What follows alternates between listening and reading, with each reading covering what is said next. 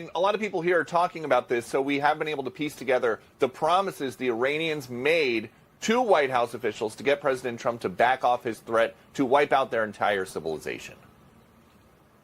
The Iranians have agreed to open up the straits. The United States has agreed to stop attacking. And not just the United States, but also our allies have agreed to stop attacking. And that is the basis of this fragile truce that we have, which is now, 8 to 12 hours old.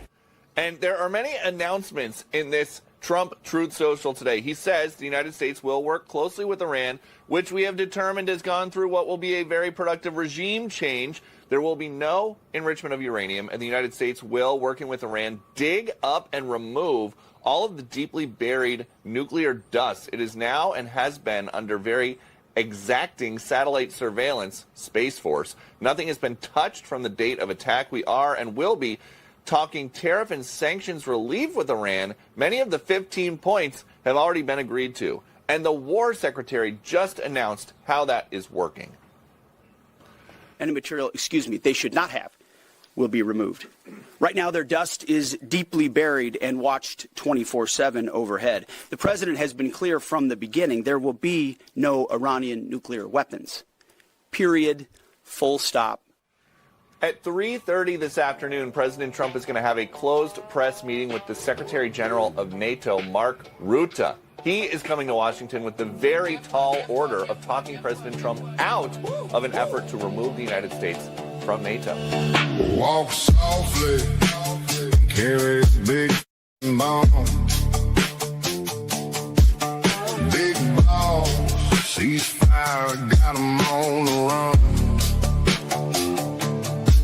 Now you know that you gotta pay. Can't save peace for a rainy day. But guess what? Everything will be okay. Guess what day it is? It's hump day! Get it on. Hump day!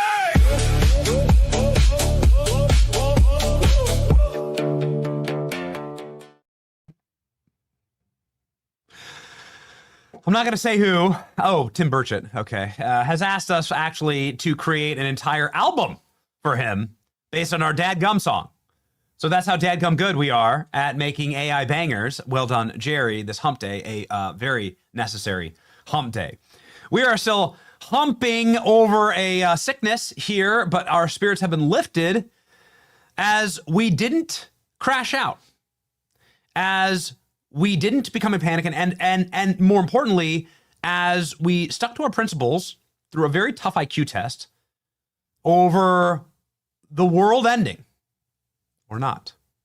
Ladies and gentlemen, today is Wednesday, April 8th, 2026, and President Trump has announced peace with Iran. Not only that, he's announced joint ventures with Iran, and he's announced that we are now going full speed ahead when it comes to running the world. And that is precisely what all of this is about. How Trump took over the world. If you look at these things as a grand plan and not a small sequence of events that should be looked at in isolation, but as an overall structure, you'll see the genius behind what the president and his team is doing right now. And we wish to celebrate that on the show today. And we wish to also stiffen the spines and encourage you against those who would blackpill you, against those who would say, let's crash out. Let's deconstruct and disconnect from the system and do nothing productive, but instead bitch, mule, complain, and sulk in our sadness because one thing didn't go the right way. Or we thought we should have been elected president because we would have done everything differently. And we're not president. And so that makes us sad. Grow up. Stop being such children. You can disagree with the president and still be an adult. And that is what we've done on this show. And I'm proud of it, honestly. I'm proud that we were able, and this is a large team here at the show, to hold our composure, to not set ourselves ablaze, to not have public temper tantrums,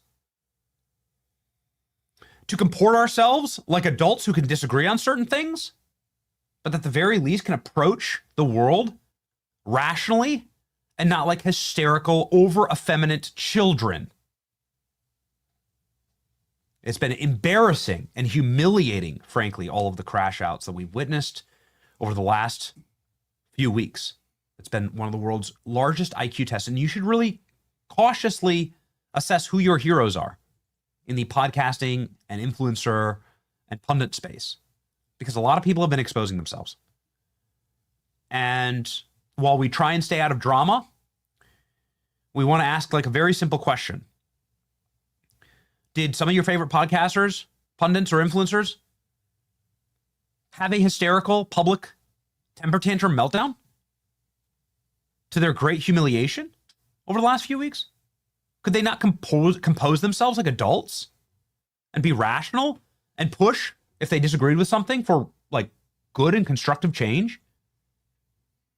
Or did they freak out over the last couple of weeks? Now that the stock market is now soaring and is near all-time highs right now that the price of oil is down 31% per barrel in a couple hours, did some of the people that you listen to tell you to vote Democrat? Did they tell you MAGA is dead? Was that statement ushered? Was that statement delivered from their mouths? MAGA is dead. That's a great tell right there. Did they root against America? Did they root for Iran? These are not your friends. These are, at best, parasites who are looking for the easiest possible payout and click that exists in the universe, which is to turn on Trump. The world is filled with Chris Christie's and Scaramucci's and Mike Pence's. The world is filled with these people. And they're a dime a dozen, but they get a couple dimes on their way out. The easiest way to get infinity third world followers on your platform from Pakistan is to immediately turn on Trump. To have some giant hysterical femme-coded crash out because something didn't go your way because you weren't elected president. Honestly, I've been embarrassed on the influencer class. It's made me miss Charlie, frankly, more than ever. I watched Charlie comport himself through various differences with the Trump administration. And what did he always do? He always approached these things from a logical and strategic, mature and adult manner. He went and had meetings. He tried. One time I was going into the White House to ask a question during the press briefing. You know, they used to, I think they still do have like a new media seat. And I got called in to do that. And I bumped right into Charlie. What was he doing? He was going in to talk with Trump about something that he disagreed with Trump on, like an adult. It's beautiful to see. But how many people in this space failed the IQ test over the last couple of weeks? How many people showed that they are parasitic grifters, which, again, that's at its best. At its worst, they're actually rooting against America. At its worst, they actually want America to fail. They would like to deliver this country unto our enemies. They want to be the civilizational destroyers. It's imperceivable, the differences between them and BLM, quite frankly, and Antifa. It's been incredible to watch. I've been trying to shut my mouth on it and wait until the right time to vent on this. But the easiest thing for us to have done over the last couple of weeks would be to turn on Trump, have some giant public manifestation crash out, because I don't like war, and I wasn't a huge fan of the war in Iran, and I've said that many times. I use my platform and this platform as much as we possibly could to push for peace, to push for exactly what's happening now. To do so constructively. We went and interviewed the vice president. Here's a good example. We went and interviewed the vice president. Vance had done one interview. It was us. We interviewed the vice president. We asked about this. We asked about boots on the ground. We asked about Iran. We asked about these policies. We pushed for peace. We asked about them in concert with the spiraling prices for gas and housing and groceries. That's us doing our job, behaving like adults. Taking this power and this opportunity that we have here and channeling it into something good. But we could have made a fortune, either because some country was paying us or because you just get a bunch of like third world followers the moment that you turn on the president and you begin to manifest something that like has no resemblance of the heritage America that I know, the patriots that I know. And you blackpill. And then you start tearing at the seams. And then you start saying that America should be destroyed and America should lose the war and Iran should win and Iran's the heroes. Dude, you're no different than BLM. You're no different than Antifa. You're the same. So call it whatever you want to call it. Don't really like the pejoratives around here. But that's like at worst what was happening with a lot of people that I've respected, a lot of people that I know, had some tough phone calls. Man, what are you doing? You know? I hope the clicks were worth it. Right? Like, you know, great. Have a great job. Like you've done nothing. You've contributed nothing. You blackpilled people against your own side and against like the only force that could perceivably save Western civilization. So like, great job. Like, what exactly did you accomplish? It's enraged me, honestly, watching it all. And so maybe it's because I have kids. And I thought about this. Maybe it's because I have children. And like I actually have my kids are young instead of like up and grown, or like I have no kids. You know, some of these people have no children, so they don't understand that like there's a country, like I'm gonna have to leave a country to my kids. And the only two paths are, am I going to leave a country run by Zorhan Mandami and AOC to my children, where they're literally enslaved, treated like third-class citizens because of their skin color. You can see what's happening in New York right now. And they have to live inside of some type of,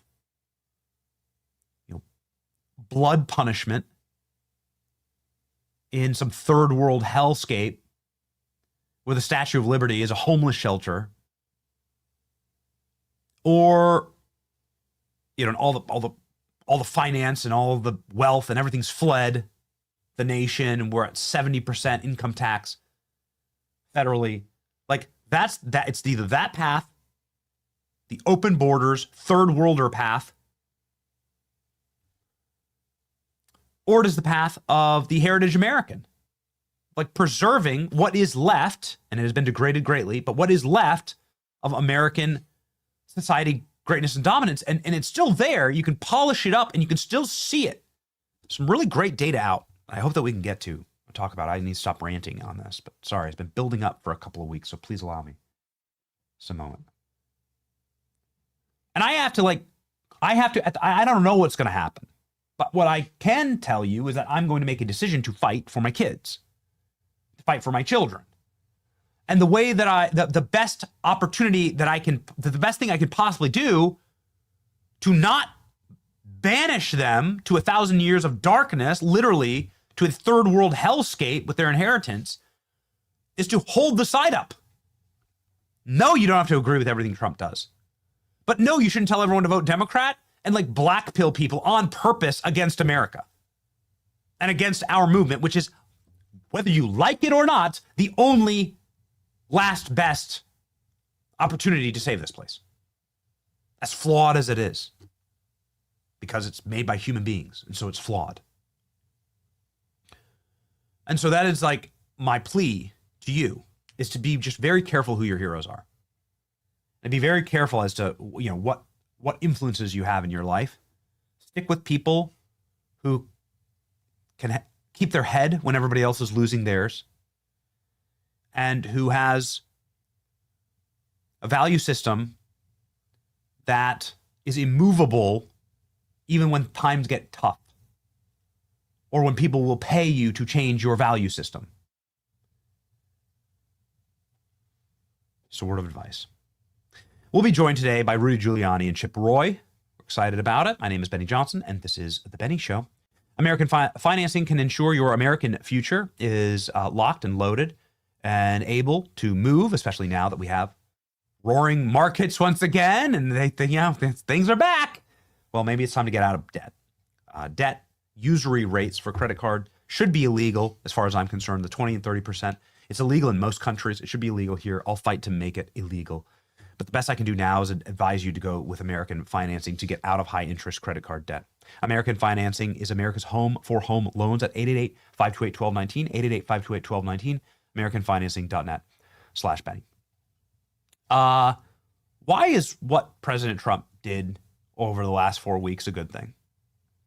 Sort of struggled with this a little bit, and I've decided that I'm going to go hard in the paint to try and paint a picture of what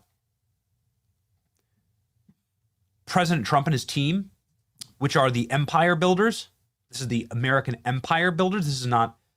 They've made it very, very clear. Marco Rubio has made it very, very clear in many circumstances that they are not content with overseeing just the decline and destruction of the American empire, that they wish to build once more greatness within our nation. It's kind of like a muscle. Muscle doesn't just stay. The rules of the universe, entropy. You're either growing and building a muscle, or it's slowly decaying. And that's what's happened with every empire on Earth. The empire is either vibrant and growing and building and strengthening, or it's declining. There is no stasis. Look at what's happened to England. Look what happened to the Romans, the Greeks, the Russians. Look what's happened to Napoleon, whatever. Choose any empire. There's no such thing as stasis. It doesn't work like that. There's the epoch, there's the zenith, and then it collapses. The pax, and then it collapses. Can our empire grow and be sustained? Well, let's look at a couple of really important pieces of data that I think is just shocking. Here we go. Look at this. Just scroll through them. Here we go. I want you to see how good things have gotten here. Look at the population collapses of America's biggest cities, these Democrat election rigging and culture destroying epicenters that have been weaponized by the left. Absolute and total catastrophic double-digit percentage collapses in foreign households and in total overall population. Look at where the population is booming. Look at where the births are actually happening. It's kind of remarkable. If you look at where the births are happening in the country, you'll notice that it is red states and red states alone who are actually having the children. It's amazing. Census data from 16 different states. Census data is that 16 states had more births in February than in February 2025, so 1 year. Something very strange about how these states are put together is that every single state is a red state, except for, I think, Connecticut there in Vermont. But look at this. Not only that, we're completely and totally. Oh, Alex, get my post from yesterday, please. Get my post from yesterday. The census data on how Republicans are moving through the country and how we have remade the nation. No. Hold on. Just want to encourage you this morning.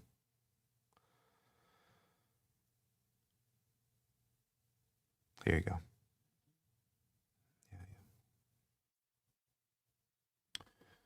Here you go.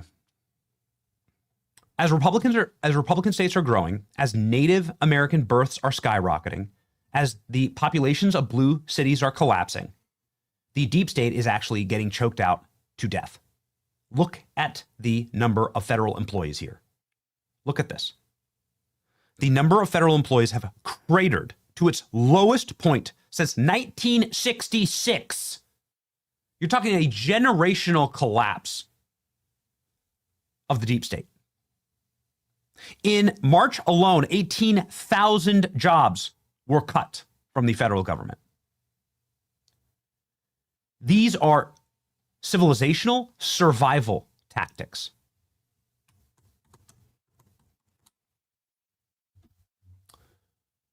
It's empire building. And it goes beyond our borders.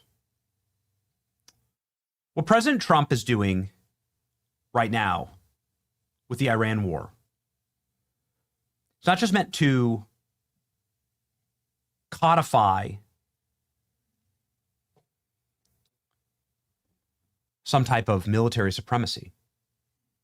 It's so much deeper than that. And it's really critical to understand.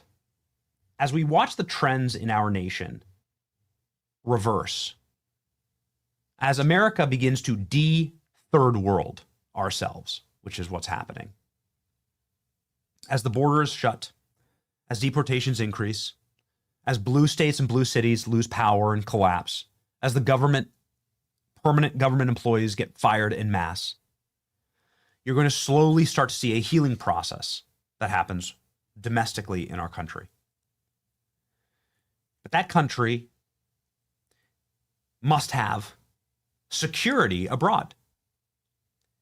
Security for the future. You should put down threats to that nascent, slowly healing land so that we can fix our problems without having something existential happen to us. And this is what's happened. And it's been totally and completely remarkable. I want to talk you through a couple of big events that occurred this morning that sort of points to a renaissance of the American empire and how Trump will control the world and how we will control the world moving forward. I think it's fascinating. My screen, please. This is just me sounding off this morning. I'm yelling about people blackpilling. It's made me very angry.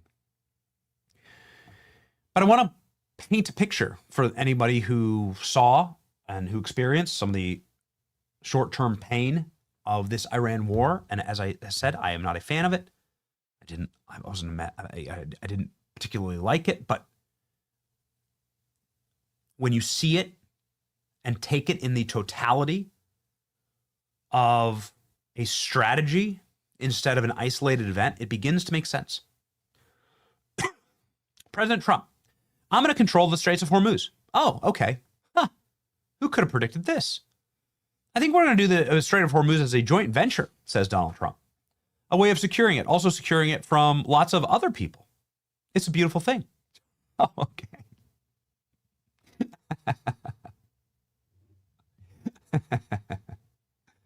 Oh, baby. Scoop. Remember that one. Okay, so Donald Trump says the Straits of Hormuz are mine. Scoop.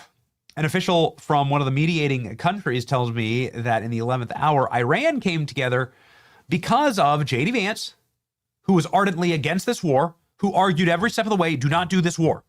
Every single step of the way, J.D. Vance says, don't do it. And China. Oh, wow. What does that mean? So you have J.D. Vance, who didn't want the war in Iran, and China, who's our mortal enemy. They were the ones to get Iran on board. What does that mean exactly? Well, ladies and gentlemen, what that means is that President Trump made the effective play for American global dominance for the next 100 years. And let me just explain it in short. How this all works. Who's going to control the world?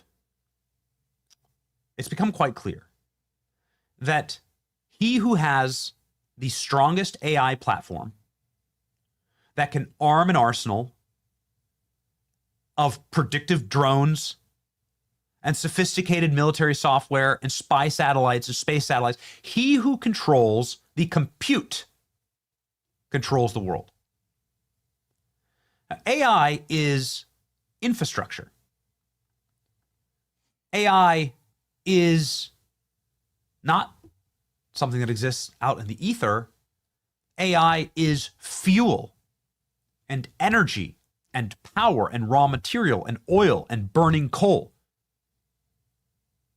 Having the best AI on Earth, which, by the way, in case you're wondering if I'm crazy here, the United States got most of their kills in the Iran war through suicide drones. Yes, we were the ones launching the suicide drones.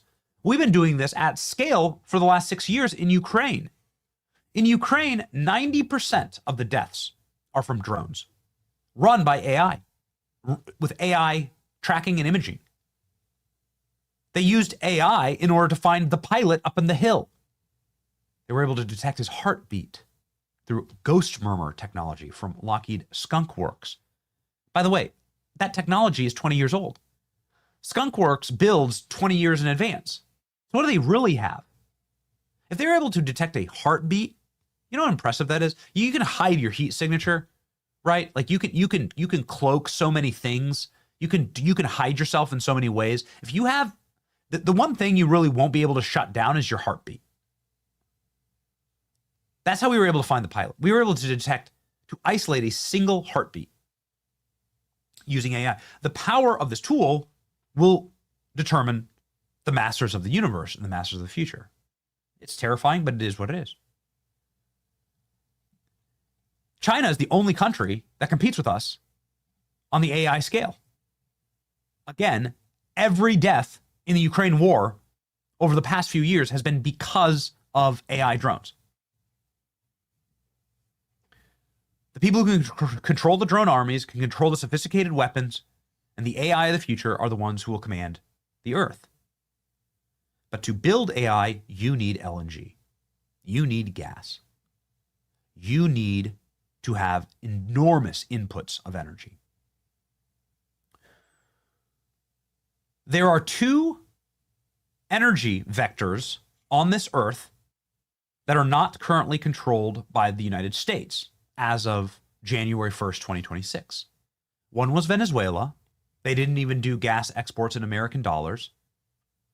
They did it in foreign currency, the BRICS currency. And Iran.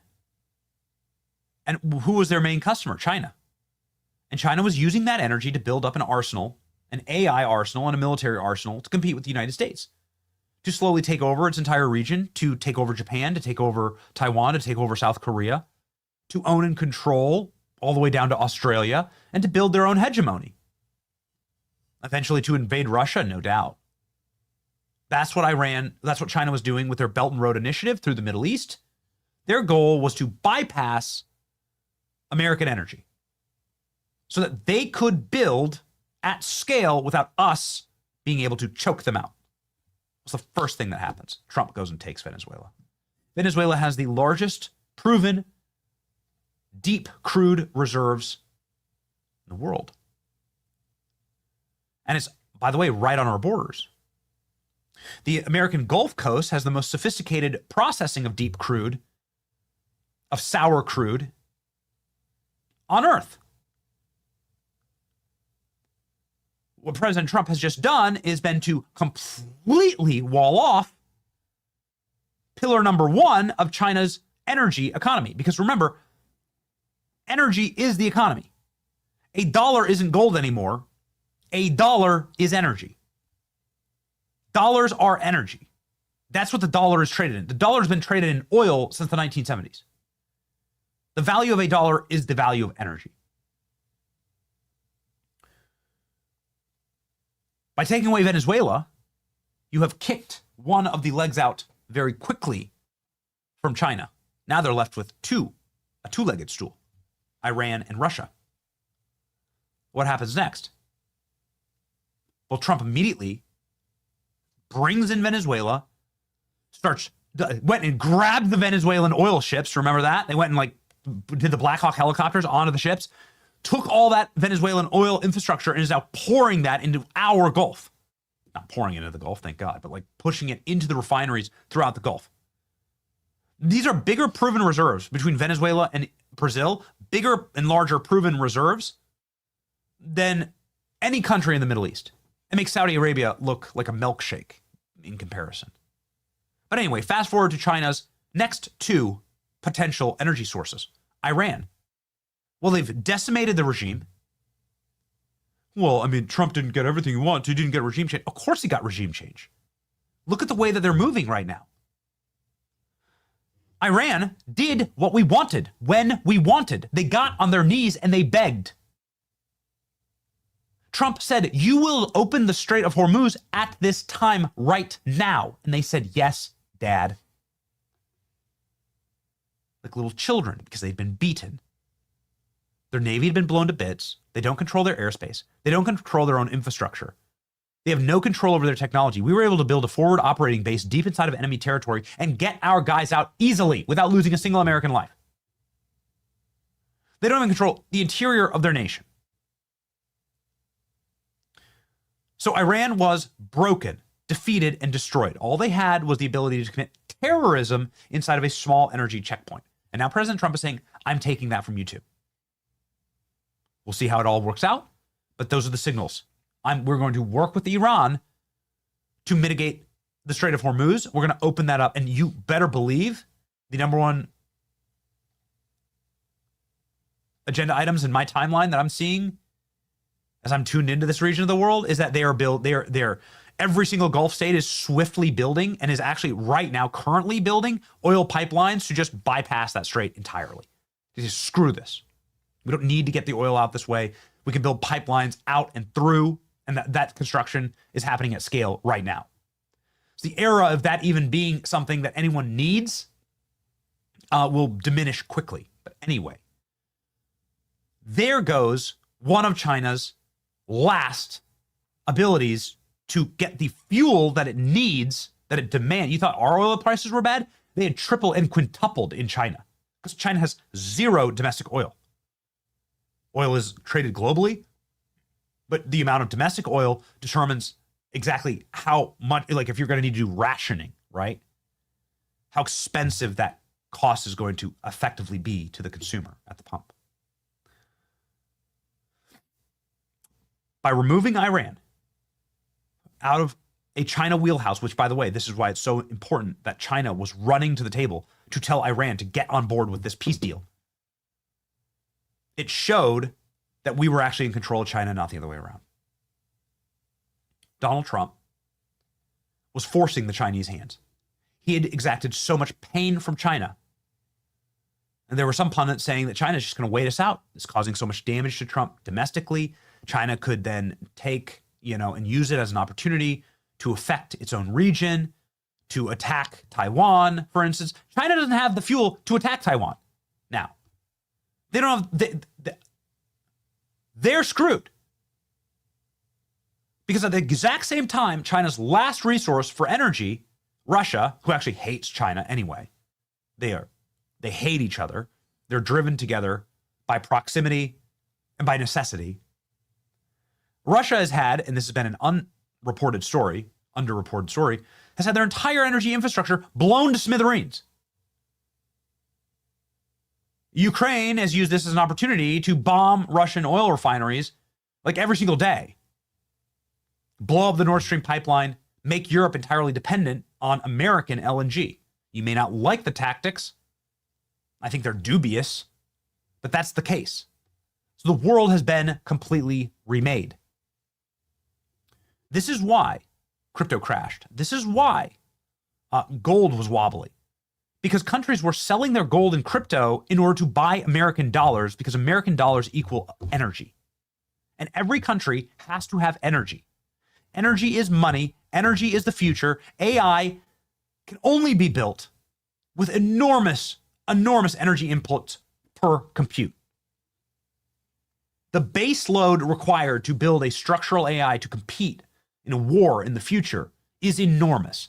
And now America controls all of the future development for AI. They can choke you out if you don't play the game. Donald Trump goes and meets with Xi Jinping in 3 weeks in China with all of the cards. Remember, you don't have the cards. You don't have the cards. He has all the cards. You don't have the cards. Hey, you don't have the cards. Xi Jinping is now sitting there with the American U.S. Navy and military overseeing the Straits of Hormuz. America effectively in control of Venezuela. Russia completely degraded, a corrupted, crumbling infrastructure, cut off from the rest of the world through sanctions, can't get their gas out or refined enough to get it to China. It's like such dirtier fuel, worse fuel. And now China is sitting there saying, we are now dependent on the United States of America, not the other way around. And for the first time in my life, and I've been alive for nearly 40 years, it's now the other way around. Where Trump has turned entirely the tables on China, controls the world's energy, and controls the future of the world. I've never seen anything happen. I've never seen the world change so much in a short 90 days. Energy dominance is monetary dominance, is AI dominance, is the future. And this is what President Trump just fought to deliver for the future of our people and our nation. And so that's what's truly at play here. That's why, whether it was painful, whether you liked it or didn't like it, you should be embracing this peace and this strategy with clarity and not by blackpilling. A commentary from our vice president this morning about blackpilling that I loved. This is my favorite statement that J.D. Vance has ever made. The piece of advice I'd give to you, and I give it to American students, American conservatives in particular, is resist the temptation to think that victory is immediate or that we're going to win back our civilization through instant gratification. This institution was founded in 1996. It's far more influential than it was back then, but I think a lot of people, this is particularly true in the United States of America, if they see something that the administration does they don't like, they say, oh, that's not what we voted for, we're going to check out of politics. No. That's the exact wrong response. If we do something you don't like, the response should be to get more involved, to make your voice heard, and to try to push things in the direction that you want them to be pushed. Our civilization was not built overnight. It's not going to be saved overnight. And so what I'd encourage you to do is stay involved, be patient, and don't let disappointment turn to checking out of the system entirely. There's way too much of that, I would say, in the Anglo system and the American system. There's way too much, I didn't like this thing that the vice president said, or I didn't like this thing that the president did, and I'm going to completely check out. We call that blackpilling in the United States of America, and blackpilling is how you give power to the forces that are trying to destroy what our ancestors built. We need to take power back from those people and build the kind of institutions that can actually save our societies. It will not happen overnight. It will not happen in the term of one prime minister or one president, but it will happen so long as we keep our faith in God and we work hard to achieve it. That's what we have to do. That's the greatest commentary I've ever heard from a vice president ever, and probably ever will hear. This is the best timed commentary. It makes me so proud of J.D. Vance, because J.D. Vance kept his cool. He did not like the Iran war. I know this is a matter of fact. J.D. Vance kept his cool, kept his head during all of this, stayed true to the president, and assisted in an off-ramp when the time was perfect for it to happen, and engaged in something that was totally and wholly constructive for our civilization and future. Final clip here, and we have so many, we have thousands, but this is the last one that we'll play before we go to the congressman.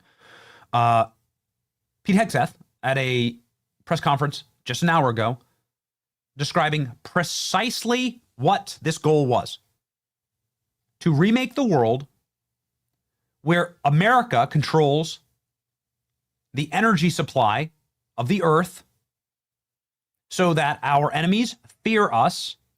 It's not enough anymore to just we have the biggest nukes. That was never enough. That was always a stupid deterrence. The deterrence is we will starve your nation of the capacity to grow big enough to destroy us and to destroy our civilization. Like, that's actual deterrence. We'll do it in our currency, we'll do it in our timeline, and we'll use our military to choke point the structural problems in the world's energy supply. Here's Pete Hegseth saying, no, we now control the Strait of Hormuz, and America is the undisputed economic and warlord of the earth. Here we go. We'll be hanging around. We're not going anywhere. We're going to make sure Iran complies with this ceasefire and then ultimately comes to the table and makes a deal. So we'll stay put, stay ready, stay vigilant, as the chairman laid out. Our troops are prepared to defend, prepared to go on offense, prepared to restart at a moment's notice with whatever target package would be needed in order to ensure that Iran complies. As far as the Strait, you saw the initial agreement that was struck, which is Iran's letting ships go through. So they'll be that will be happening. They will be sailing, and ultimately, as the president, I mean, we've done an incredible job militarily inside the Strait of Hormuz. What Admiral Cooper, I failed to mention Admiral Cooper's name. He's done a phenomenal job, along with everybody at AFCENT and NAVCENT and ARCENT and all the components down there, laying the groundwork for Iran. Iran doesn't have the same ability to defend it the way they did before, and so as the president has pointed out to the rest of the world, we barely get any of our energy out of the Strait. Just a tiny fraction. It's time for the rest of the world to step up and ensure that that stays open after President Trump and the War Department brought Iran to the place where they are voluntarily opening it right now, as was announced last night. Ladies and gentlemen, we are proud to have remained patriots. We are proud to have never told you to vote Democrat, never uttered the word MAGA is dead, never rooted against America in this conflict, and done our level-headed best to put our shoulder to the wall and to be constructive in building out and saving Western civilization. We will be joined by two people who absolutely have done that and have fought for that. Chip Roy and Rudy Giuliani will be live on our program. Two people, a company that helps us save Western civilization, and the tenets of Western civilization is Patriot Mobile, who cares deeply about the First Amendment, about freedom of speech, and about being able to connect you and me as they do so regularly on the road. And as we have a lot of travel planned for the coming days and weeks, we will be with Patriot Mobile in our pocket everywhere that we go. Premium priority access on all three major networks. You'll get the same or better coverage than you have today. You should switch right now. It isn't a hassle at all. You can keep your number. You can upgrade. Their 100% US-based customer service team can activate you in minutes. Be a Patriot. Join patriotmobile.com. Go to patriotmobile.com/Benny. Call 972-PATRIOT. Use promo code Benny for a free month of service. patriotmobile.com/Benny. I'll call 972-PATRIOT. Switch today. Let's call Patriot right now. Let's call Patriot right now. Congressman Chip Roy joining us live.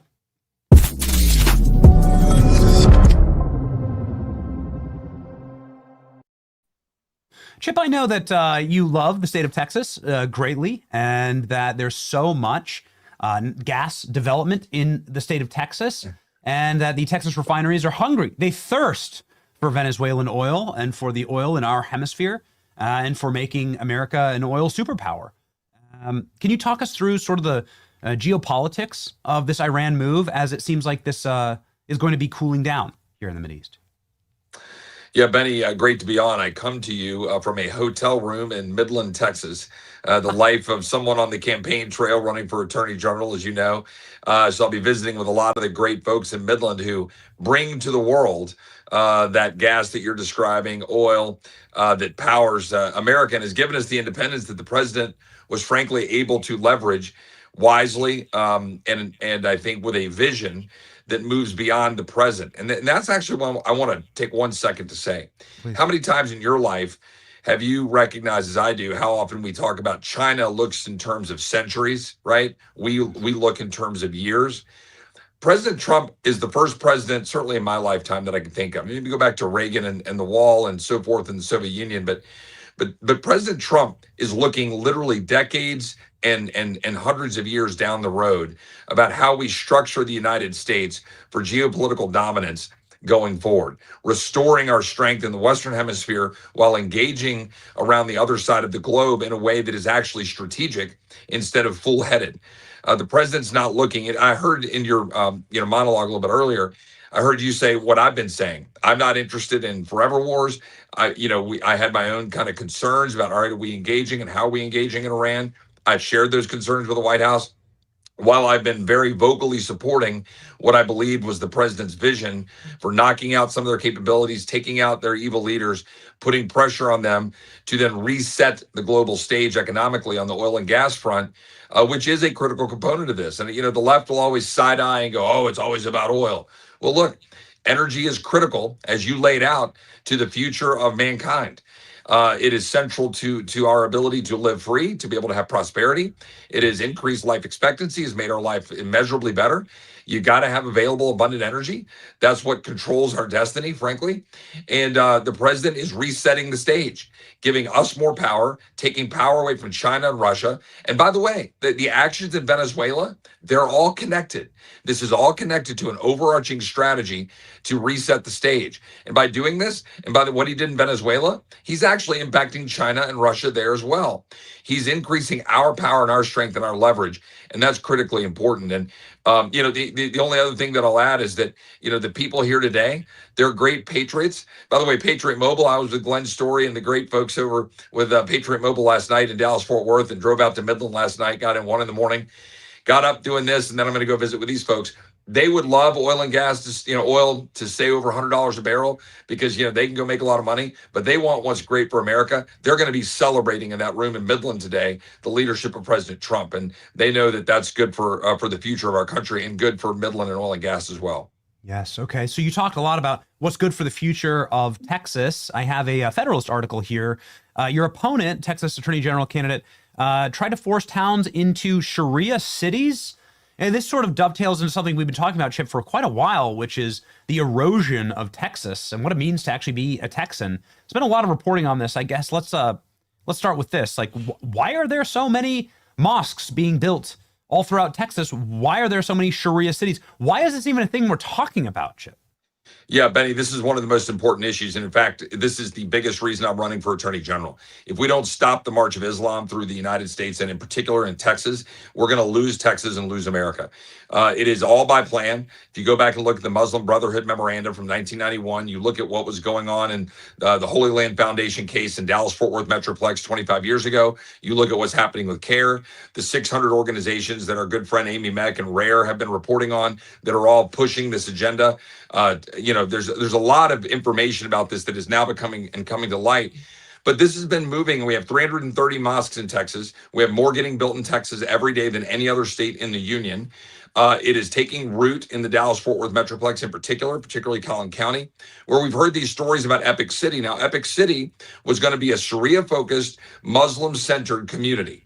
And it was designed to do that. It is very clear. Now, they'll deny that, but that's not true. It's very clear that was the purpose, right? The East Plano Islamic Center with a community built around it. Now, rewind the clock a few years ago, my opponent, in pursuing a religious liberty bill, was greasing the skids for communities to be able, or for these communities to be able to be developed without local government saying, wait a minute, you can't have an Islamic community in our county. And this bill would have been devastating for our ability to say, wait a second, you can't allow a political ideology like Islam to take root and build a community that's going to be pushing out our Judeo-Christian values, excluding Christians, and trying to implant Sharia law. And I don't know the reasoning behind it. You can talk to him or someone else can. But here's what I know. You need to have someone as a lawyer on day one who's been in court, who's been a prosecutor, who's been the first assistant attorney general, who's filed briefs, who's been the chairman of the subcommittee of the Constitution, who knows constitutional law, who knows how to fight these cases, because Texas cannot fall. We have got to have the best leadership we can have, the state of Texas. And we'll see what happens in the other races, but that's why I'm running for attorney general. There's a friend of ours, an account that we really enjoy, his name's Tyler Oliveira, and he did a investigation into Frisco, Texas, which has seen a 1,000x explosion of Indian migrants into, I assume that they're all legal. I assume the majority of them are either legal or H-1B, but nonetheless, like, it's caused an enormous culture shock. I think the largest Hindu temple perhaps in the world or in the Western Hemisphere was just built there. And it has changed, of course, the fabric of the town entirely and forever. And many people are saying, like, is this a good thing? And, you know, like, how would we stop it? What is to be done here to keep Texas, Texas? I guess maybe first your commentary on the mass H-1B scam that seems to be occurring in Texas. You don't need H-1B should be for when you can't hire a qualified American. You don't need them as 7-Eleven clerks, but that's what this investigation found. And then a lot of these companies are scam companies on the tune of like making the Somali scammers look small in comparison. So maybe Chip, just talking about like how would you crack down on H-1B fraud first off in Texas? Yeah, well, first of all, there's a number of things. As Attorney General, you have a lot of power to go look at NGOs and nonprofits that are actually encouraging and pushing both illegal immigration and legal immigration, and trying to put pressure on entities and governments to have, effectively open borders, whether it's legal or illegal. I would note that we, on the Islam front, right, a slightly different issue than you're saying here, we've imported about 5 million people from majority Muslim countries since 9/11. Now, only a foolish country in the wake of 9/11 would import 5 million adherents to Islam who have as their central mission to essentially wage jihad against the West. Now, I look at these in different categories. I think we've got an illegal immigration problem that we've got to deal with. The President Trump's doing a great job on, but Congress is not doing what we need to do to codify it. So there's a problem we need to address. Secondly, we have a legal immigration problem that is causing multiple problems. One of which is we've got a large number of Muslims coming to our country that have a political ideology to undermine Western civilization and destroy our way of life. That's a problem we need to address. We also have a legal immigration problem where we've got so many people coming in that affects our jobs and our businesses and who can get hired and whether American citizens are getting hired first. And that's one of the ones you're alluding to that I think we need to reform with respect to H-1Bs. But at the end of the day, this is why I introduced the PAUSE Act last fall to say, wait a second, let's just pause all immigration right now. We have 51 or 2 million foreign-born individuals, about 16.5% of the population. That's as high as that we've ever had. We paused immigration in the 1920s for about 40 years. We reset our country. Since 1965, it's been going like this, and it's been exploding the last 2 decades. We should pause immigration. We should fix the key issues. Birthright citizenship. The court, what is it going to do? I didn't like what I heard from John Roberts and from Amy Coney Barrett. We need to address that in Congress. Dealing with diversity visas, dealing with chain migration, reforming H-1Bs, making sure that we're codifying what the president's doing at the border. But until we do all that as Congress, we should pause the inflow. And that, by the way, I get blowback from Chamber of Commerce Republicans who are saying, whoa, don't do that. I need all of that. Well, then you get busy figuring out how to fix our immigration system, because we've got to do it. And we've been allowing too many people to come in too fast. And back 100 years ago, people wanted to assimilate. They wanted to join the melting pot. Today, did you watch the World Baseball Classic? Literally, you had more people cheering for Venezuela in the stadiums and Mexico than you did cheering for the United States. That's a problem. We need assimilation across the board if you want to join the American dream and be a part of the melting pot. So would you crack down on H-1B fraud in Texas and the Indian community? I mean, absolutely, we have got to crack down on fraud, and there's been a significant amount of fraud, as was exposed in the empty houses and the things that are going on all throughout the Dallas-Fort Worth Metroplex. And as Attorney General, you've got to look into all forms of fraud. And there are certain powers you have and certain powers you don't have, but you can work with local district attorneys. You can work with federal authorities. You can then try to expose what's happening and put pressure on D.C. as well. But absolutely, we crack down on all forms of fraud and what's happening with the explosion in Texas. Yeah, and like I guess a final question, just because it's so near and dear to our hearts and it's so concerning to our audience, is, you know, the fabric of Texas, like these massive Hindu temples, these massive mosques. How would you even how do you even go about like stopping the wholesale destruction of Texas culture? Because if you're talking about people who don't assimilate, I mean, you can go, you know, I think Tyler did a great job in his documentary here. Every single person he talked to is like, he's like, which country do you prefer? And they're all like, India. You know, it's like it boils my blood, Congressman, because I don't have any other country, right, like than America. This is the only passport I got, and this is the only passport of the vast majority of the viewers of this, you know, audience, I would assume, and like so, like we don't have any other place to go to. everybody else sees us parasitically as like a place to they have their actual country. You see this with Ilhan Omar in Somalia. They have their homeland, right, that they actually have allegiance to, and they're just using America to make a cheap buck. And it's enraged. It boils the blood. It really does. Yeah, there's no question. I mean, for example, I'm talking about Islam for a second.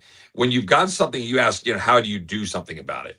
Well, first of all, go after the nonprofits and the NGOs, open up the books of the 600 organizations, stop the flow of money, stop what they're doing to advance it. We have the power to do that. We need to do that quickly. We're not doing it enough right now. Number two, recognize and state very clearly that Islam is a political ideology.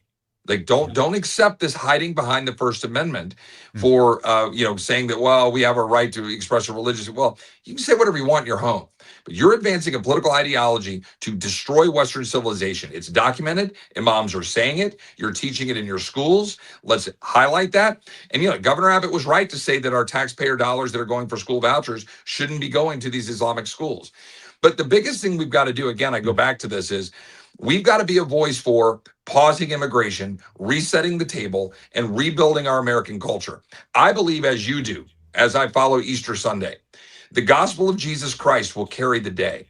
Our Judeo-Christian values will carry the day if we fight for them and we push them and we lead on them. Don't be afraid. Too many of our leaders have been afraid to talk about the gospel, have been afraid to talk about our principles and our faith as Christians that built this country and that are at the center of Western civilization. I'm tired of apologizing for it, because that's what happened to Europe, and that's why Western Europe is falling. It's why Eastern Europe is actually still strong, because you see what was happening in Hungary with JD over there. Why was the president calling in over there to Viktor Orban, saying, hold the line, do what you're doing, stop letting people come into your country who shouldn't be coming in, and resetting your entire culture? So that's what we have to do as leaders. That's why I introduced the Pause Act. As Attorney General, I'll be fighting it. And if we end up with another Biden-Mayorkas situation, God forbid, in 29 or 33, you need an Attorney General that will sit up and say, you do not have a right to come into Texas. You do not have a right to change our state. We're going to hold the line and demand that we defend Texas. Good for you, Chip. I mean, it's great. Like, this is why we've been such supporters of your campaign, and obviously, it's like the clarity in which you can state that. So few would be able to make the argument that Islam is actually a political ideology. You're exactly right, and it's like you're exactly. And it is incompatible with Western civilization based on just its core, just on its core tenets, just on the reading. 100%. There is no freedom of speech, right? There is no freedom of religion. There's nothing that is like embodied in our Constitution. It is incompatible entirely, right? 100%. With Sharia law. Really quick, incompatible with Congress. Where are you on the vote to dispel McCormick in Texas? I'm sorry, in Florida, for embezzling a bunch of FEMA dollars? And what should happen to Eric Swalwell? Apparently, there's a bunch of allegations that are swirling about him. Would you be in favor of an investigation by the Ethics Committee? Yeah, we certainly should investigate all these things. I mean, full disclosure, I've always been a little bit hesitant to have Congress get too much into the policing game, but of each other, because you got to figure out how you're dealing with due process and how you get facts presented and so forth, no matter what the allegation is. But at the end of the day, what's good for the goose is good for the gander. Like, Swalwell's out there throwing elbows all the time. The Democrats are always trying to come after our guys. George Santos gets taken down, and Republicans go and get, jump in boat with them and kick George out of Congress. So, look, I think we need to have investigations in all of this. Obviously, in Florida, we've got someone who's been indicted, and we've got to make sure that we pursue that and take the actions that are necessary to take. So you'd be in favor of kicking her out of Congress? Well, I think I need to look at it like she's been indicted. That's a threshold that I've always felt like, you got to get, because once you have allegations, we don't have a jury. We don't present both sides of the facts in Congress. And if we start shooting at each other that way, it gets very dangerous. But now we've got an indictment, or we have an indictment. So you look at the indictment, that raises the level where I think Congress can say, wait a minute, maybe you shouldn't be in Congress. But we got to look at it and see. But we've got to, look, Republicans have got to go on offense and stop always taking arrows. That's the problem. Yeah, I mean, it's exactly why this is exactly why it happens, because you're so fair-minded, Chip. Correct. I mean, maybe it's time to just like scalp one of them and say, like, you stole a bunch of FEMA money. Okay, you don't deserve to be in Congress. Yeah. Sometimes at the end of the day, it's like, you took one of mine, I'm taking one of yours. That's exactly right. And if you don't play it that way, then and by the way, that's what a lot of people like. They think that Trump's bedside manner. So like, get over that crap. Like, you've got to have somebody that's willing to go in and look these guys in the eyes, and they're going to believe him that he's going to do what's necessary to defend this country, and they believe it, and he's changing the world right now. ladies and gentlemen, Chip Roy. You can see why we're a big fan of him for Attorney General in the state of Texas. Go ahead and give him a follow here. And Chip, good luck in Midland today. God's country out there, man. Thanks, Benny. God bless. God bless you.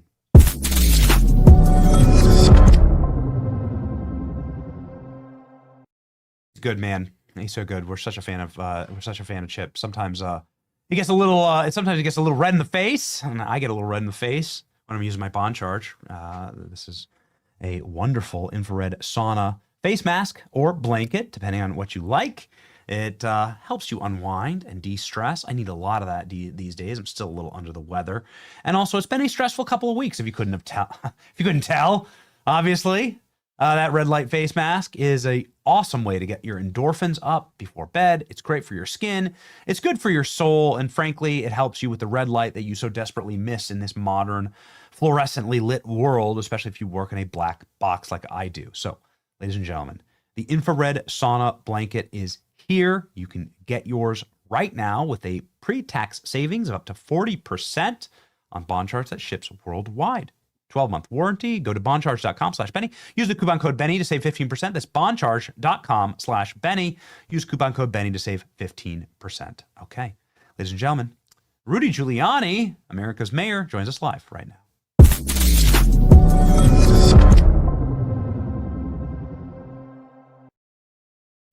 Rudy, I'm sorry for the delay here. I've just been raging. That's all right. It was very interesting. I was listening. All the people who like turn on Trump. I mean, I'm so sick of it. Like, you've known Trump for so long. So maybe you could talk us through like what we witnessed the last couple of weeks. Well, because I know that you have sort of like this clarity of thought, obviously, and how the president operates. Well, people may not understand this. It goes back to an old game that was in New York. It's called the 3-card Monte game.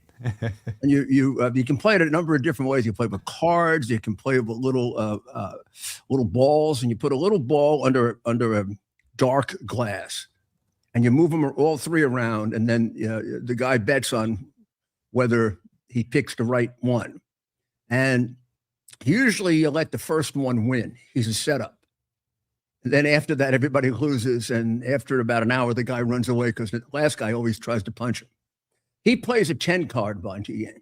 He puts out 10 possibilities, and he keeps switching between one and the other and the other and the other.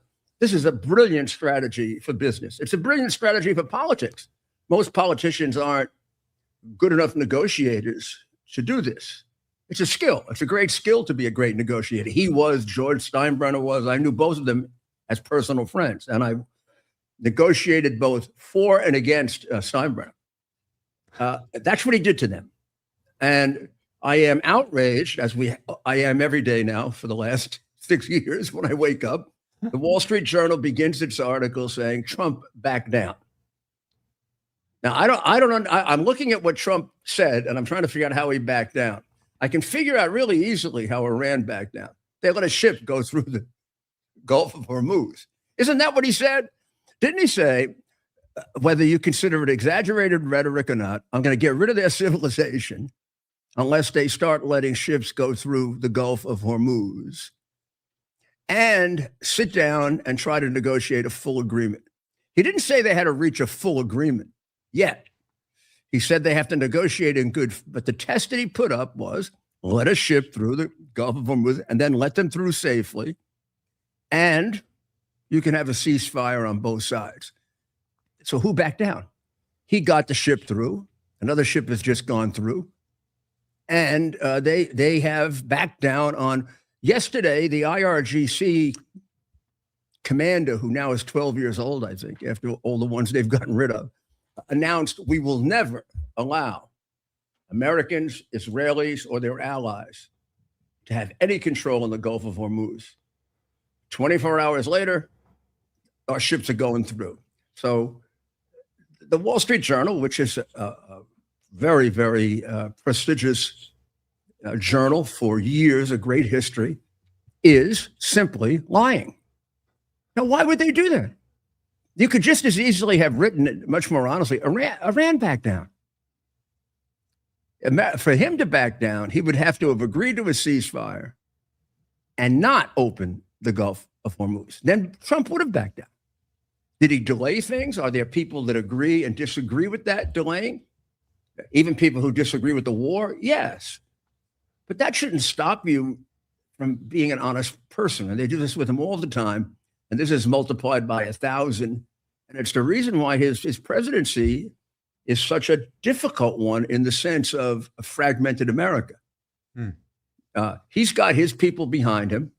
They've never wavered on this war. They've been as low as 90%, as high as 100%. So that his people, who describe themselves as MAGA, despite, I imagine, some concerns with isolationists, because there are isolationists among MAGA, but they trust him. They trust that when he says America first, this war fits within his view of America first. And since he developed the whole view, far be it from people with a lesser view to start criticizing him.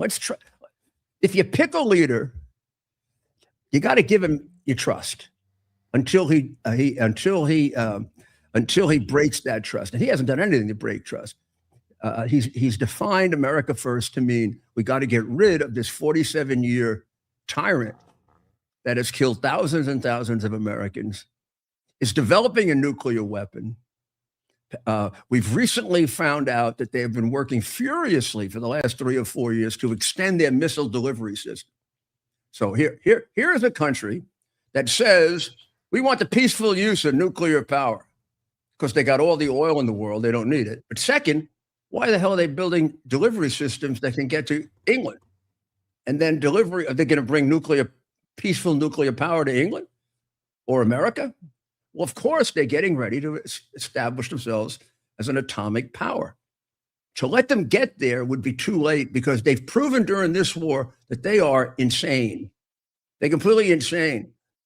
Second, they charge him with war crimes, Benny. Do you know every war crime they charge him with, Iran has committed over and over and over and over again? You can't look at Chapter 51 of the Geneva Convention and not immediately say to yourself, Iran's been doing this for 2 months. It says you can't hit purely civilian targets. They've been hitting purely civilian targets. Finally, they're hitting them in non-combatant countries. What gives them any justification for hitting Qatar or Saudi Arabia or Emirates? They've hit Emirates more than Israel. So these phonies now are going crazy over war crimes because Trump may hit a bridge that they send weapons over, which he has a right to do. It's at best for them ambiguous. And Iran has made a mockery of that by doing it directly and all the time. Yesterday, someone with some crazy, dumb, I've forgotten his name, the guy from Rouhani, Representative Rouhani, who to me looks like some kind of a cartoon character. So on, and he said he's indignant about the war crimes. And he had a Fox reporter there, real smart. She was doing a good job questioning him. But it never occurred to her to say, well, why aren't you objecting to Iran's war crimes? There are many, many more. They're a lot clearer. And they've been going on for this war. Actually, let's go back a little. They've been going on for 47 years. Iran can't commit war crimes? Is that the position of the Democrat Party? So he's cracked through a lot. And this is a way station. We're stopping here. If you take it as face and you give some confidence to it could work out, this would be a great victory. This would be similar to Reagan's turning Eastern Europe without firing a shot. Here he had to fire shots, but he didn't have to do the ultimate. And if it doesn't work, if they double cross him, he'll have to go back and do what we don't want to destroy Iran. Iran's going to be an ally of the United States. That's very much in his thinking. And I know Iran really well. I've been working with them closely for 15 years and involved with them for 40. And right now, I can guarantee you that an overwhelming majority of the Iranian people are on our side. Even if a little bit has gone away because of the threatened bombings, the last time they checked, there were about 20% that support the regime. So we've got a real chance there, not only to stop them as a threat, but make them an ally. And boy, as you were pointing out before, what that does to China and Russia is we couldn't do anything more effective to limit China and Russia than to take away Iran and flip them over to our side. I think if you see this not as isolated events, but as a total strategy, it's genius, and it actually preserves an American empire for the next 100 years. And if you are a patriot, and if you want this country to be growing and not atrophying, these are the kind of actions that you have to take, whether you like it or not. But I think it's important to lay out the strategy, and maybe it's politically incorrect. Maybe the White House can't do it. Right? Like, yeah, we want to control the world's energy because we want to be the warlords and war masters of the world. I think that's awesome. I can say it, and that's fine because because I love America, and that's what I want. You know. So I can also say this: that, like, you know, you spent so many legendary years in City Hall, and I want to ask you a question here, Rudy. Sure. I know you're a proud Catholic. What was your reaction to seeing Ramadan at City Hall? Right, to seeing like Muslim prayers inside of your office, your old office. Like, what was your reaction to seeing it was everyone barefoot and sitting on carpets? Yeah, nothing short of traumatic. If people came into City Hall and did that, I'd have them all thrown out. First of all, I read the Quran often. I started reading it when I was 19 and did a paper on it when I was in when I wanted to be a priest. Qualify for the seminary. And so, I mean, here's one copy. Here's another copy. This copy gives you the 5 different translations that they use for words often. This copy gives you how they rearranged it so that it looks like all the bad things Muhammad said first and all the good things he said last, and the last cancels the beginning. The reality is it's not ordered like the Bible or any book that you would ever write. It's not ordered in chronological order. The Holy Quran, question marks, I mean, exclamation points and quotation marks. The Holy Quran is ordered in the length of the surah, that's the chapter, first. The first surah is short. It's the prayer, the universal prayer they say every day.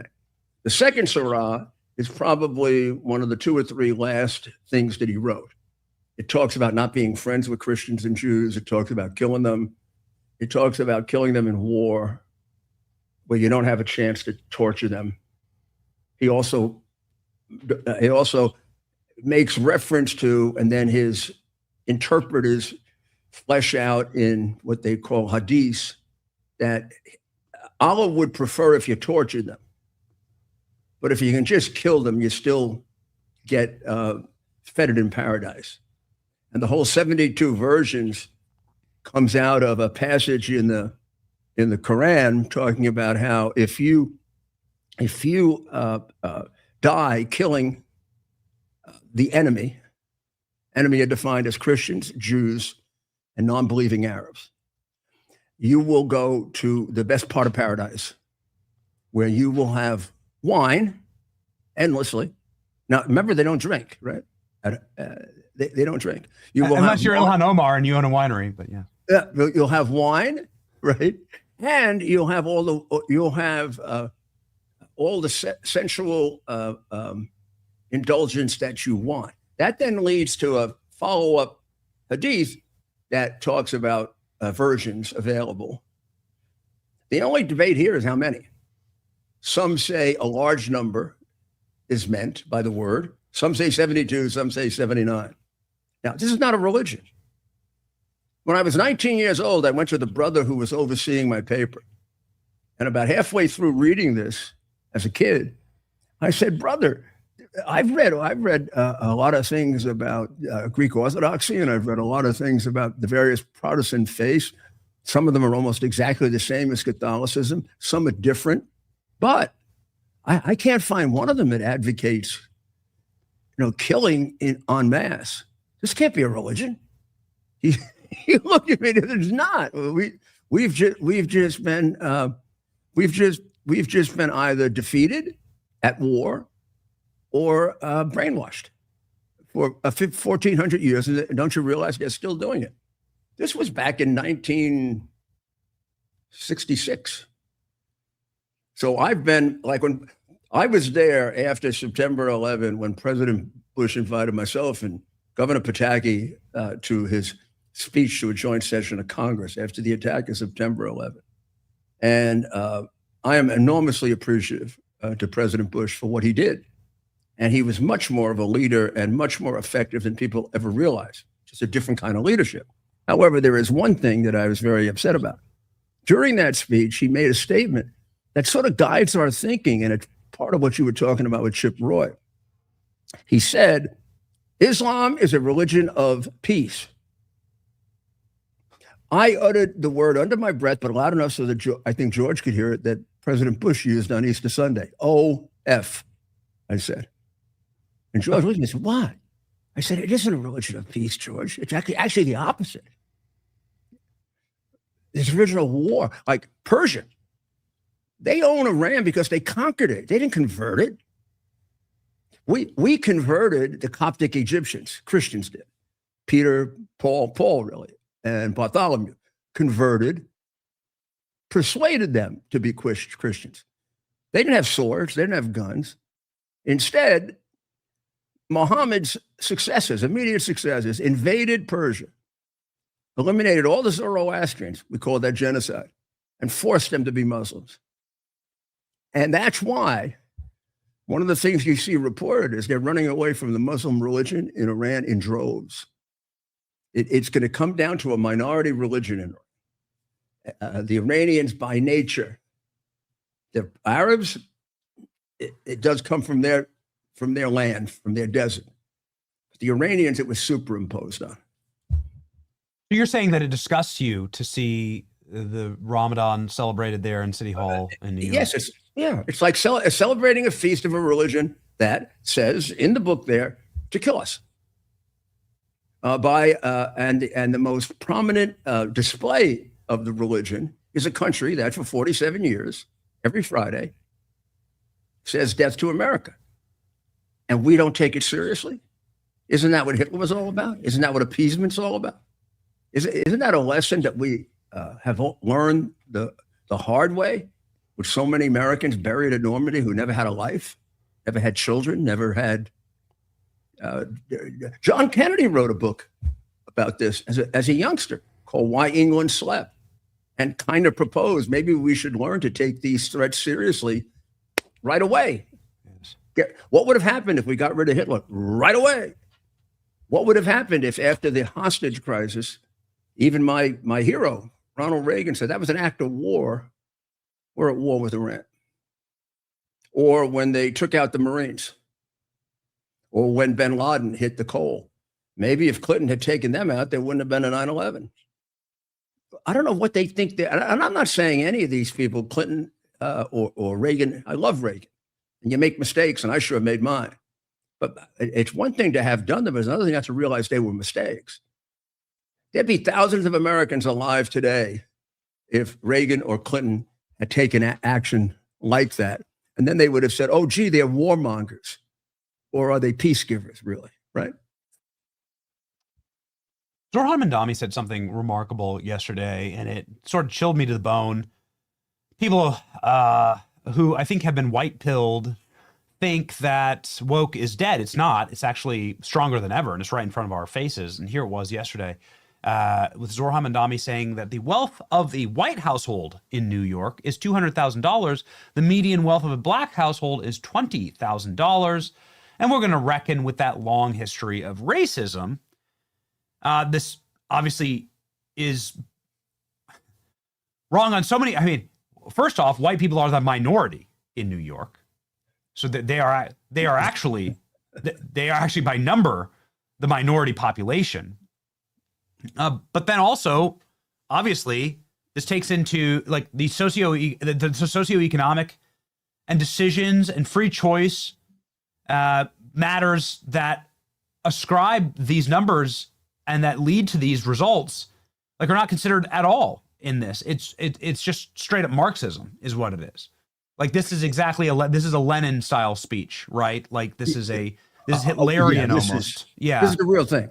Yeah, What you got there is a dumb version of the real thing, meaning de Blasio was also a communist and a pretty convinced communist. His mother was a communist, and I think probably a more intelligent one than him. But de Blasio was really lazy and a weak thinker. So he never could really, he didn't even know how to express his comment. At times I'd want to finish sentences for him. He didn't know how to, sentences I disagreed with. He didn't know how to express it. He didn't know how to effectuate. This guy isn't the brightest guy in the pack, but he's a lot smarter than de Blasio. And he's a lot more committed than de Blasio. I mean, he's just a perfect example of a young, dedicated, atheistic, American-hating communist. But he's got a twofer. He's also he is a great supporter of the most extreme form of Islamic terror and violence and hatred of the United States.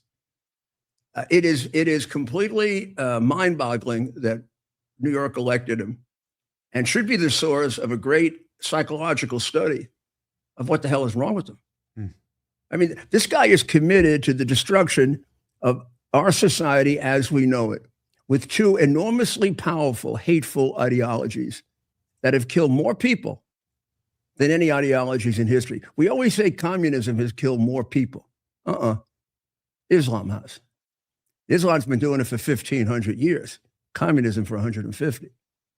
You put them both together, and if you're a hypocrite, and you can live with the fact that one says it's a religion, but it's not, and the other despises religion. Now, why can you put that together? How could a Christian or a Jew, a practicing one, a real one, join communism when the first tenet of communism is you're wrong? There is no God of Abraham, and there is no Jesus Christ. That's all a joke made up to ensnare you. It's the opiate of the people, says Karl Marx and every communist. But you can't do it. Now, how can you do it if you're a Muslim? Because Allah is not a God. Allah was a God for 500 years before Muhammad. He was a pagan God. He was one of 130. He was various different kinds of God. He was the God of the moon most recently before Muhammad snatched him. He was married to the God of the sun. This is his God. Is the God of the Old Testament a pagan God who's married to the God of the sun? No. Is Jesus Christ the son of a pagan God? I mean, he pulled this out of his backside because he got kicked out of Mecca, went out into the desert. The intelligent Arabs of the Quraysh tribe threw him out. The Christians threw him out. The Jews threw him out, and he came back not as a religious leader, but as a warrior, a general. So this is a book, the Quran, which I'm pointing to, theoretically written by him, but he was an illiterate epileptic. At best, he was an epileptic. He used to have seizures on the floor, and they thought he was either possessed of the angel Gabriel or the devil, depending on what. Now they say he was an epileptic. We can't be sure of that. But that would, in that age, tend to get people kind of nervous about you if you're asking them to give up the God of Abraham, Isaac, Moses, or God the Father, the Son, of the Holy Spirit. Of course. That sounds a lot more substantial to you than a guy who says, I took a trip when I was 40 years old to Jerusalem.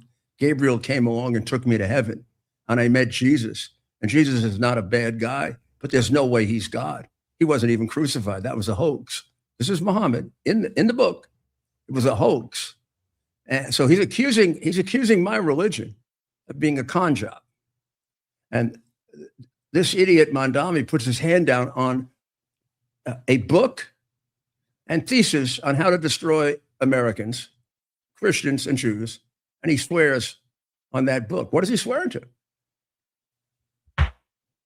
I'm glad you brought it up. You can see I'm I devote a lot of my time now to pulling out all my old research and doing more of it. And this discovery on Allah, I have to tell you, with all the work I did on the Muslim religion, particularly after 9/11, I really dedicated myself to it.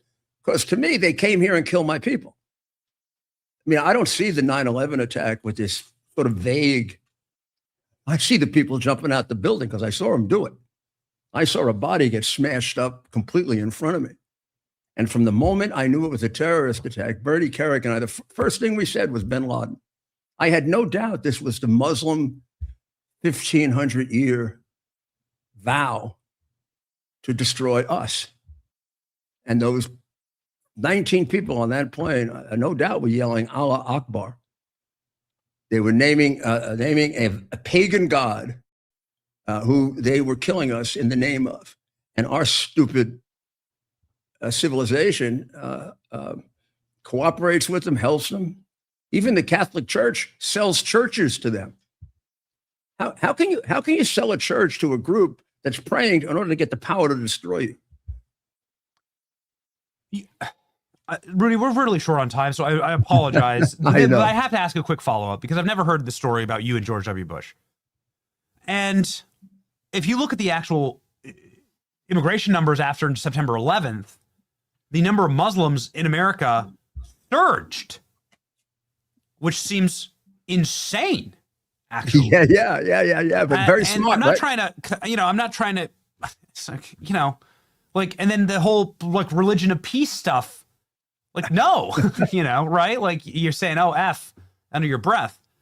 Why did that happen? It seems totally suicidal. And I'm not trying to, commit some type of blood libel here. Yeah. I'm Well, just trying to because say, we're like good people. rationally, why would you increase exponentially the number of Muslims in our country? George W. Bush did this after September 11th. It doesn't make any sense to me.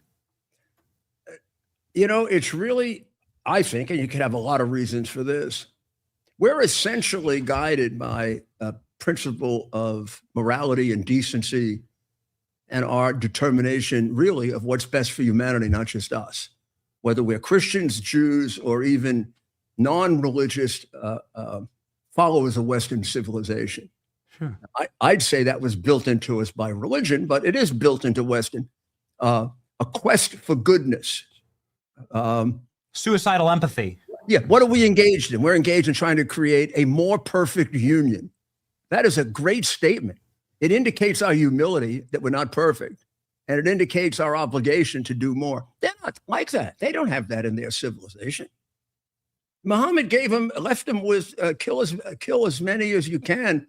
So they're all worshiping Allah when I come back, and if you don't get rid of them, Allah's going to send them all to hell. That's their. If they want to be a real Muslim, now, vast majority of Muslims maybe don't even know that. There's a great scholar who wrote a book criticizing the Muslim religion. And in the preface of the book, he said, I hope most Muslims don't read it because they would find out that they're supposed to do murder. Most of them don't know that. But then the worst part about the good Muslims, of which the majority of the good Muslims who we're trying to appeal to, is they become extraordinarily defensive of the bad ones. With a few exceptions that I see now, particularly the Iranians, who I don't really consider true Muslims deep down. I think they're still Zoroastrians, right? Because it was ripped from them by genocide. And I have a lot of Iranian friends. And the movement away from the Muslim religion in Iran is monumental right now because they realize that the religion double-crossed them, he didn't hijack the religion. The Ayatollah interpreted the religion with a legitimate, literal application of it. It seems he is doing what Muhammad told them to do. If you're a reform Muslim, you're finding a way, and I know some, of rejecting Muhammad. He was excessive. He was a creature of his times. Yeah, he was a terrorist, but even terrorists can establish a religion with a lot of good things in it. And if you were to stop Muhammad about the middle of his life, the Quran would be kind of infantile and not terribly poetic or beautiful, the way the Bible is. And it has a couple of real I mean, it really is a narcissistic creation of Muhammad. But the first half of it is not objectionable. It's all the second half, and they divide him into the Mecca Muhammad and the Medina Muhammad. The somewhat good guy, and then when they throw him out, the Christians, the Jews, and the Arabs, he goes in the desert. He brings in the unwashed illiterate, like he was. He was an illiterate. And they have spent 1,000 years fighting each other. They're all warriors. All those Bedouin tribes are for want of doing anything else, like writing a book or learning to write, they kill each other. So what are they good for? They're good for going back and killing his whole family, the Quraysh tribe. They're good for doing mass graves for Jews, which they started. And Rudy, I'm just like, why? Well, why then? Again, why increase? Is it just toxic empathy? That's it? Yes, it's ignorance. Okay. It's laziness, ignorance, misplaced virtue. In some cases, deliberate. In some cases, influence of communism, which saw that if we can't do it, the Muslims can break them down. And that's how they can come together. That's how this strange thing can come together. Who's going to lose the most if we achieve what we want in Iran? China and Russia. China's going to lose the cheap oil, and Russia's going to lose any support in Europe, which goes through Europe's necessity to have Iranian oil. Yeah. So I don't know. He's done a great thing. This is a great. If he follows through on this and gets to regime change, then we have accomplishments equal to our greatest presidents. Yeah. Rudy, thank you for this history lesson. The last thing I was ever expecting was for you to pull out a couple copies of the Iran Quran, the Iran Quran. A big passion of mine. Yes, I mean, like obviously very footnoted. And perhaps we should, we can. When they kill your people, it gets personal. That's right. Yeah, that's exactly right. Again, so then why would we let George Bush call it a religion of peace? And why would 10 of my best friends, and now 1,000 of my best friends who I've gotten to know after. Why would we surge? I am not under any illusion that it was some kind of a mistake. This was a deliberate act that's been building for 1,500 years, and it started with Muhammad, and that's why they killed us. For more unvarnished truth, get it while you can, ladies and gentlemen. Follow Rudy Giuliani. He has millions of followers here. Always a honor to speak with you, Mr. Mayor. Great show. Thank you. Godspeed.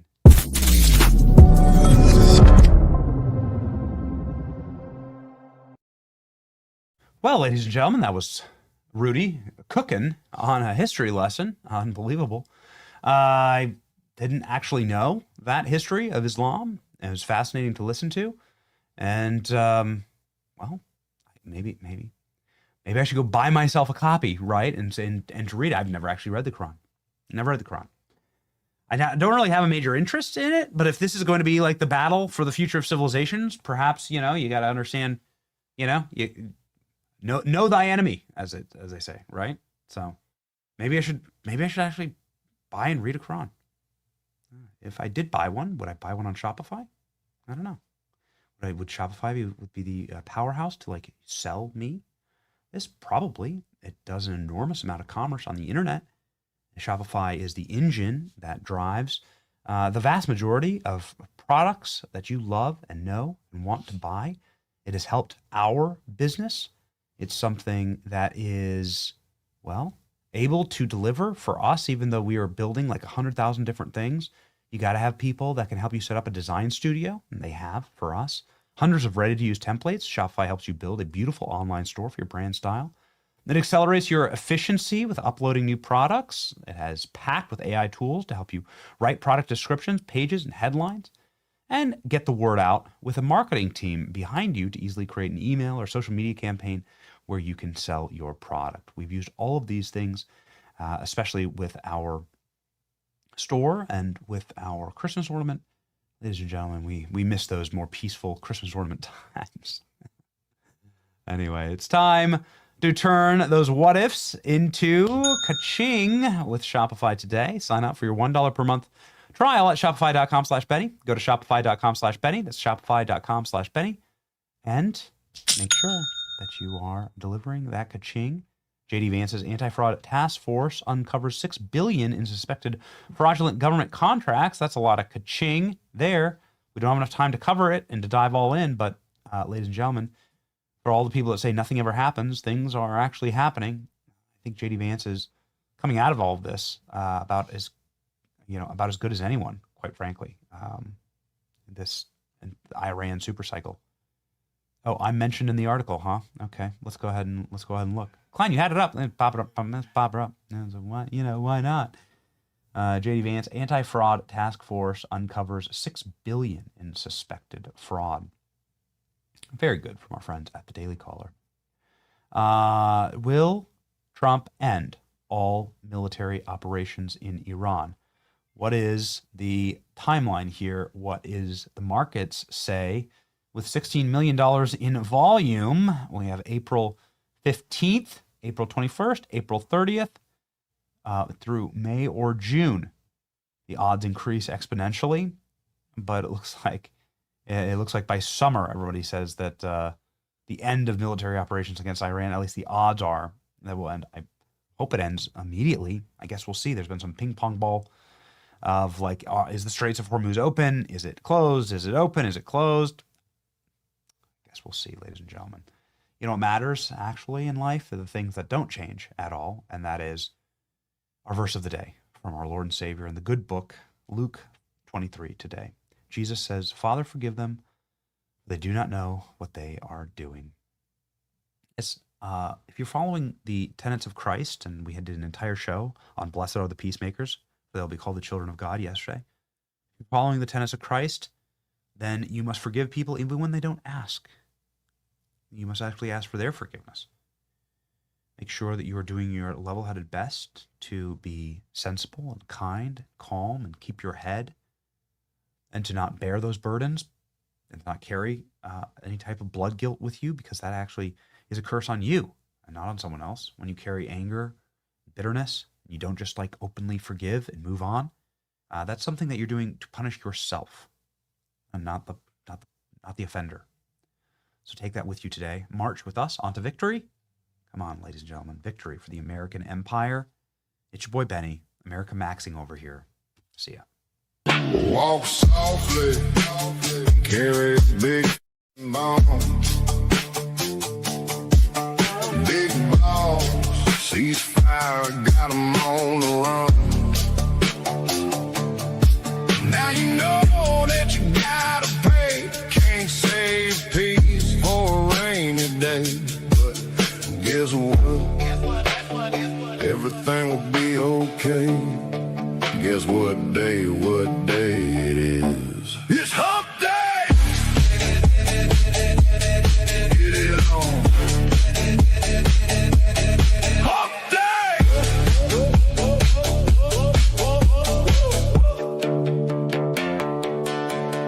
Woo!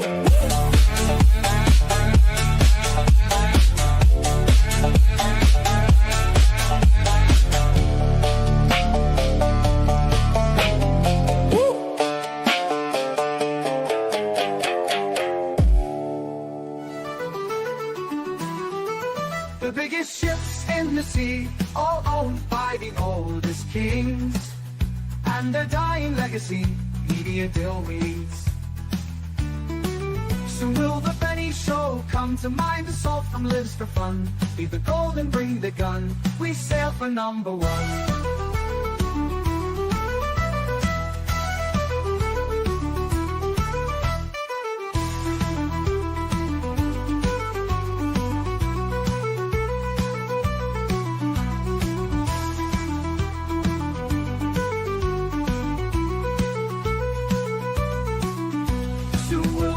Show come to mind. The salt from lives for fun. Leave the gold and bring the gun. We sail for number one. The biggest ships in the sea, all owned by the oldest king.